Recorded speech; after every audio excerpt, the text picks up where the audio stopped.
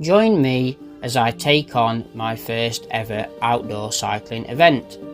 My journey started just over a year ago on Zwift. Since then, I've logged over 4,000 miles and conquered 200,000 feet of climbing. I've recently hit an Alpe PR of 54 minutes. Now I'm trading the virtual world for the Myhill cycling Sportive. 36 miles with just over 4,000 feet of elevation. There are no power-ups to save me today. It's just me and the road. The goal is simple, finish the course. Here is what the route looks like. We kick off with Northwood, a brutal 10% opener. Then it's on to Milking Lane in Ashover, which averages 12%. Finally, we face the monster climb Lees Road in Stanton Moor. But before we clip in, let's take a look at the setup I'm riding today. This is my 2021 Trek El Monde ALR5.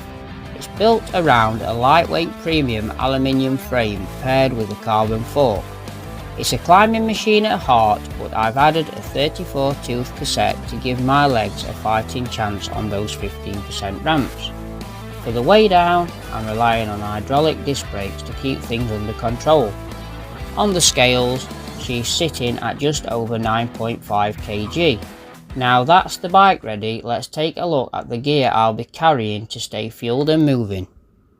For my first event, I've tried to cover all bases, carrying everything I need to keep the bike rolling while staying as light as possible. For fuel, it's precision hydration gels and carb cubes, plus oat biscuits for some solid fuel. I'm starting with 1,000 millilitres and electrolytes, but there's a full feed station if I need it. Everything from coffee to cakes is included in the entry. I do have a secret weapon. My two sons are meeting me mid-race for a pro style swap with 2 fresh bottles. Next up, the just in case kit. To keep the bike rolling without adding too much weight, I'm carrying a multi-tool, 2 inner tubes and a mini tyre inflator. It's all about covering the bases while staying as light as possible for those climbs. Now for the camera gear. Everything's charged up and ready to go. I'm running the Insta X3 for the 360 degree views and my 4K action cam for the POV. Last, the Garmin Explorer 2 for navigation and my Forerunner watch to track my heart rate. I've also packed a pair of over trousers, hoping I won't need them, but they're there if the weather turns. Everything is charged, packed and ready for the start line.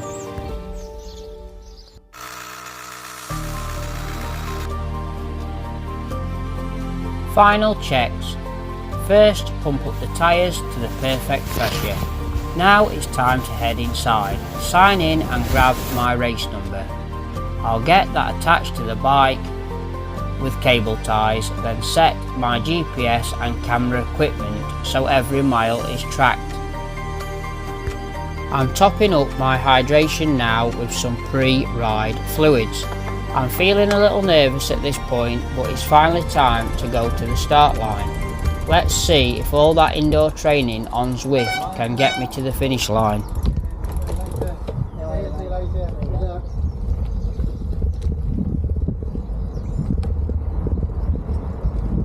And just like that, we're off, rolling away from the start line and heading out along the main road towards our first big climb, Northwood.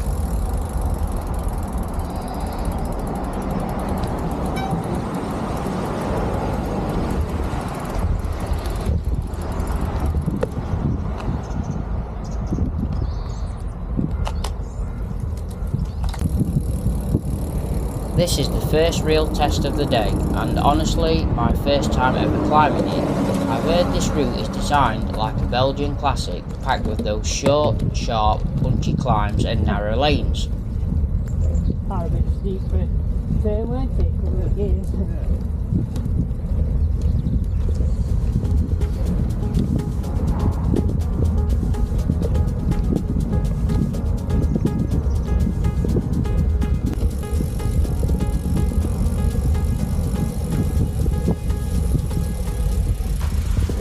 Here we go, hitting the bottom of Northwood.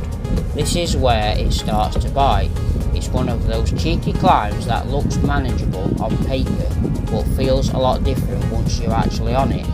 Looking back, this turned out to be one of the hardest climbs on the entire route. Time to get out of the saddle and grind all the way to the top.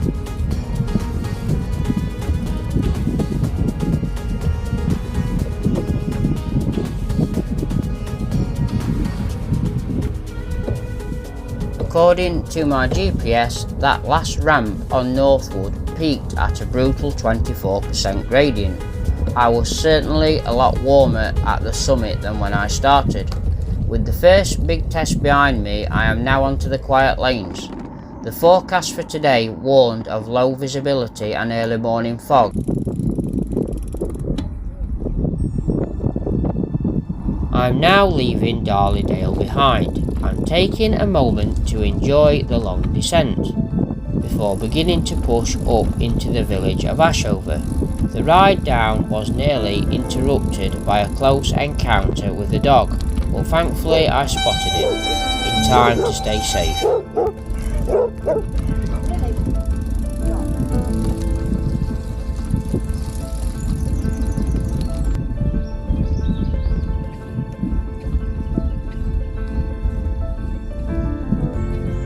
After that close call, I kept pushing until I reached Ashover. It's a beautiful spot that's actually been named National Village of the Year. As you roll through, you can see why it's so popular, with its quiet lanes and historic stone buildings. You can't miss the church either. Its spire is 128 feet tall, and that has been a local landmark for 600 years. It's a great bit of history, but my focus is back on the road because Milking Lane is right around the corner. 11 miles in and I've hit the base of Milking Lane. This is a relentless 12% average grind, and while I've got a PR of 4 minutes here from my preparation ride, today is a different story. With the brutal 23% ramp of Steep Lane and Bowler Lane still to come, I have to be careful. If I push too hard here, I'll definitely run out of legs later. The gradient was really biting here. I was shouting out loud motivation just to keep the pedals turning.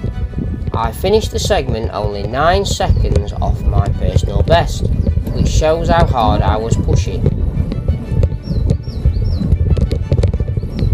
I'm finally at the feed station. A warm coffee at this stage was a total lifesaver. I took a second to check my kit, only to find the batteries are nearly flat. I'm saving what's left for the important stuff, meeting my 2 sons just around the corner, and capturing the final brutal climb before the finish line.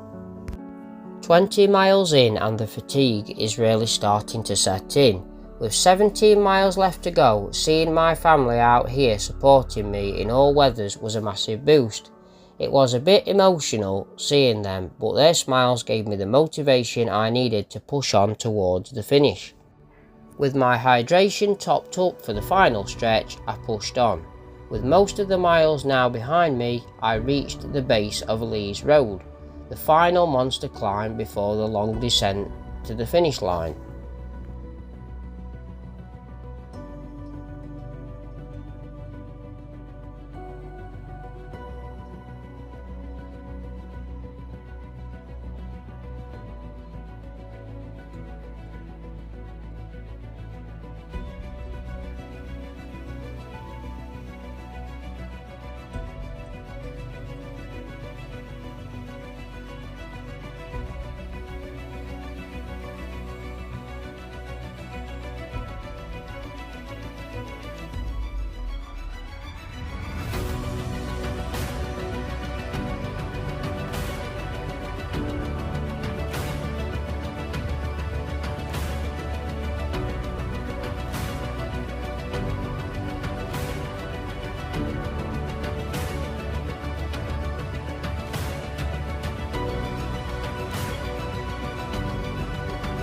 The summit at last. The legs finally get a break as the road drops away. The speed starts to build, a fast flowing descent. I'm dropping back into the valley, letting the bike run and soaking in those last final few moments. One last sweep through the corners, over the bridge, and there it is, the finish line. 37 miles in the bag, the toughest climbs of the day behind me, and a massive sense of relief to get the job done. And that's a wrap on the Myhill Spring Classic. Just miles of quiet lanes and a brilliant atmosphere. I'll definitely be coming back next year. As for what's next, I'm gearing up for London to Brighton later this year. Plus, I'm actually building a bike to specifically try and conquer the steepest hill in the UK.